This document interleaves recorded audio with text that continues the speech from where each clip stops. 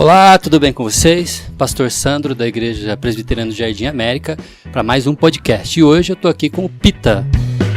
Agradeço o convite tão aguardado e a todo o público presente assistindo aí, onde você estiver. É um privilégio estar aqui, Sandro. Ouça os podcasts da Igreja Presbiteriana do Jardim América. Muito papo diferente, curioso, teológico para você.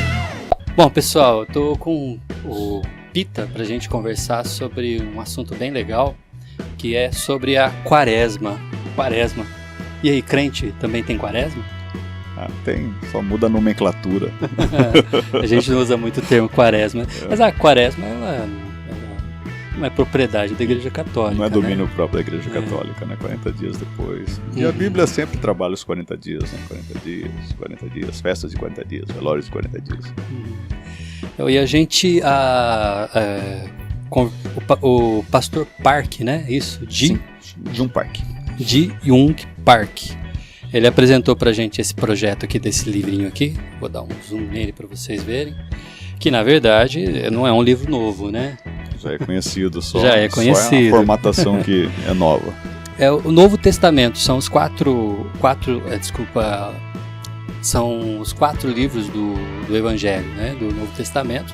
O Mateus, Marcos, Lucas e João. Então é bem conhecido na versão NVI e a proposta desse livro é que a gente vai conversar com vocês. Eu tenho sentido conversando aqui com a liderança aqui da igreja,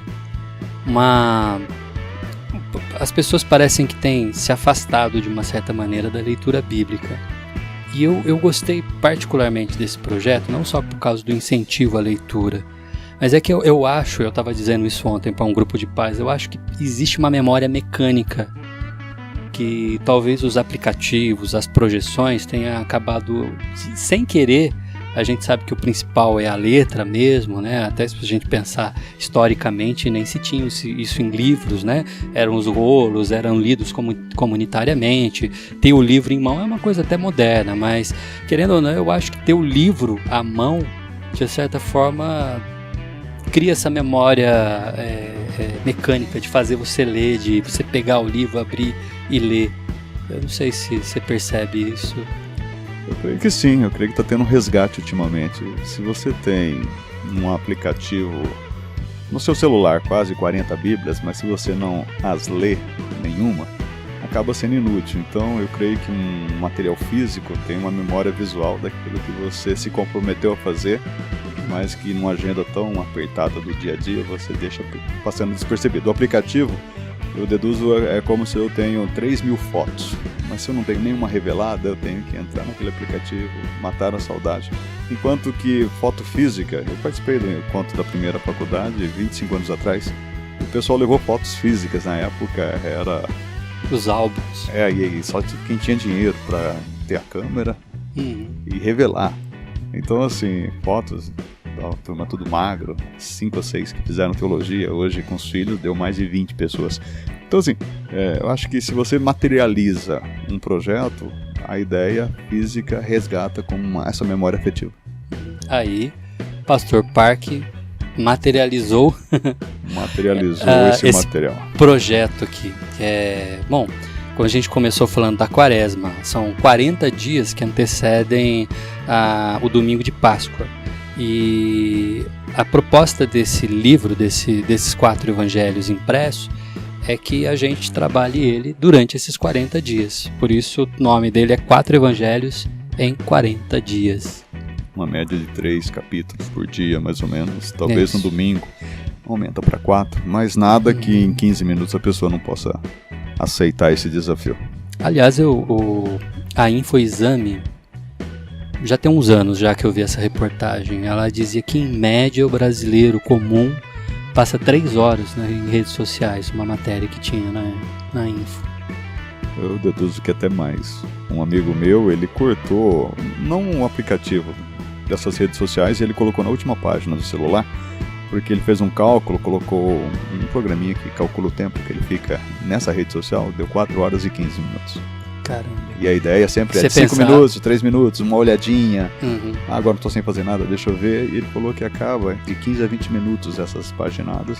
Só com esse aplicativo ele conseguiu ver a soma total no final do dia, quanto que foi improdutivo Sendo que ele poderia, entre aspas, ele poderia fazer uma outra atividade mais produtiva e não um desperdício de tempo. 4 horas por dia você faz uma faculdade. 4 horas e 15 minutos. Você falou do EAD, dá para fazer uma faculdade EAD.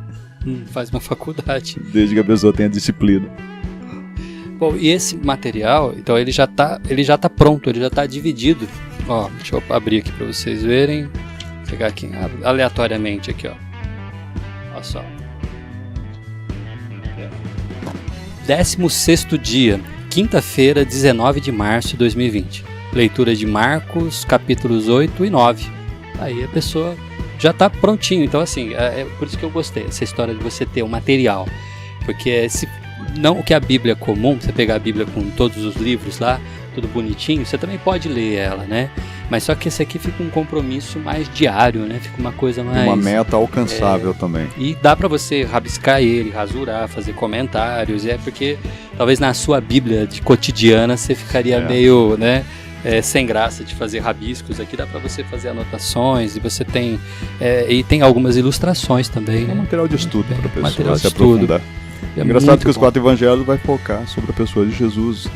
E o ápice vai ser praticamente na semana da Páscoa. Né? Então tem toda essa memória viva de algo que você está exercitando como uma prática de disciplina espiritual. E o ápice vai ser a sexta-feira. E nós temos até a programação, né? Que vai ser o culto de ceia depois. É verdade. Então tudo isso aqui visando até na região aqui de Santa Bárbara, a gente reúne as igrejas presbiterianas, as igrejas batistas, e a gente faz uma única celebração. E a gente pode aproveitar isso, né? Isso é muito, muito bom. Só que assim, ele faz a leitura de ponta a ponta de cada livro, né?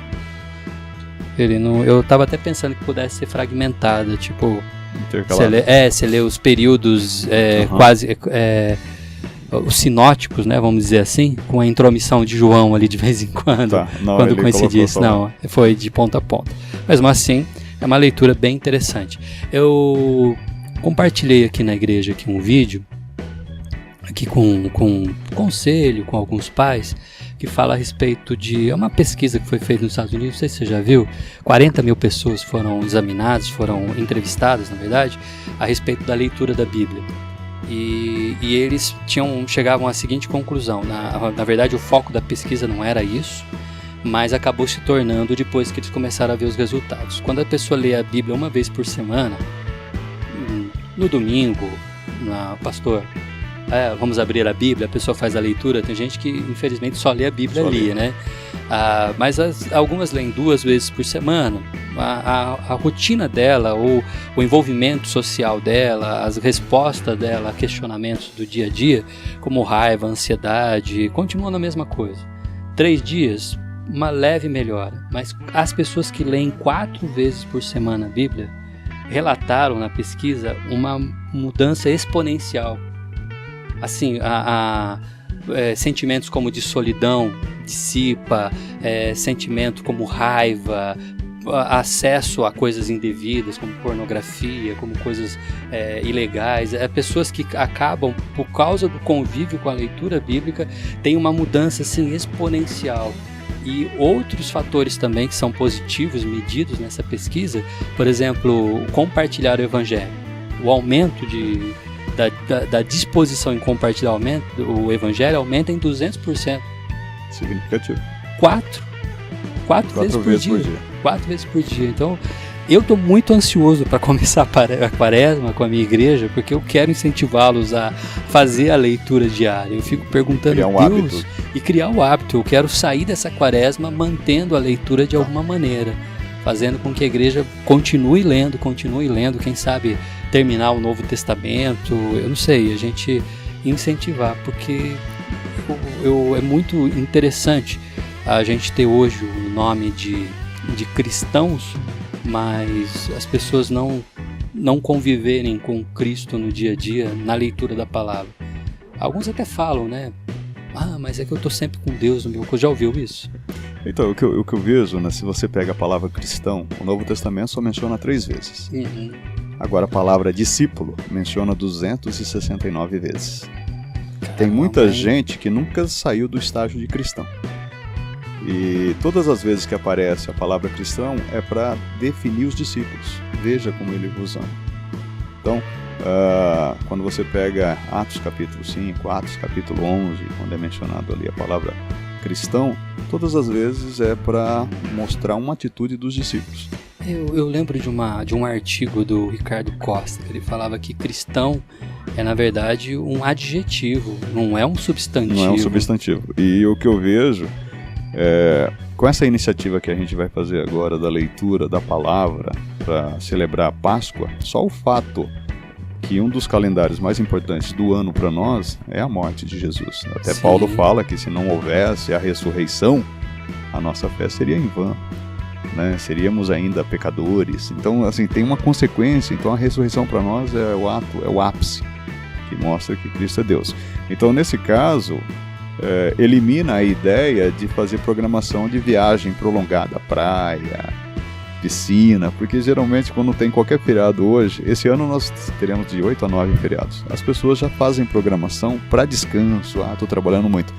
Mas no cristianismo, nós não fazemos que nem o Ramadã, que é obrigatório, mas o fato de não ser obrigatório acaba também sendo opcional e cada vez fica para o último plano. Natal, viagem, praia, feriado prolongado, que é uma data específica do cristianismo. E mais agora Páscoa, que é feriado prolongado, já começa na quinta, viagem, praia. Então, se a gente conseguir resgatar o princípio de que é uma data importante para a nossa vida cristã, como discípulo, nós deveríamos fazer a programação nos 8 ou 7 feriados que teremos durante o ano. Menos essa data importante para o cristianismo. Páscoa. Páscoa. Assim, é um convite. Eu fui estagiário, né, como seminarista, de um pastor muito querido, assim, uma pessoa que eu gosto muito, teólogo brilhante, né? E ele dizia, ele é professor aqui em Campinas, e ele disse uma vez, eu ouvi ele dizendo isso, né? Para mim, pessoas que não ficam para celebrar a Páscoa com a sua comunidade estão em pecado. Ele falava assim, estão em pecado, está pecando. Eu acho que acaba sendo um erro, porque nós vamos sendo coniventes e cada vez mais praticando e repetindo esse erro. Mas acho que nós, né, como pastores, a gente tem que estimulá-los, tem que incentivá-los para trazê-los mesmo para celebrar a Páscoa todos nós juntos. Porque né? Eu sou de uma época em que o Natal tinha as cantatas de Natal e tinha que passar a virada do ano na igreja, e os primeiros minutos do ano vindouro passava orando. E aí, com o tempo, eu vejo que hoje é uma luta. O coral da minha igreja tem que se apresentar 2 domingos antes, porque cada um vai viajar. Então, se a apresentação fica perto da data do Natal, eu não consigo nem os coristas. Então, vai ser um fracasso. Então, o que eu vejo é que essa abertura foi ganhando um espaço e nós secularizamos uma data sacra. Esse é o extremo. Eu creio que a parte mais difícil hoje é achar o equilíbrio. Então, se caso a leitura dos 40 dias antes da Páscoa gerar um hábito, eu acho que esse hábito vai gerar um costume e gera uma prática ao longo dos 3, 4, 5 anos.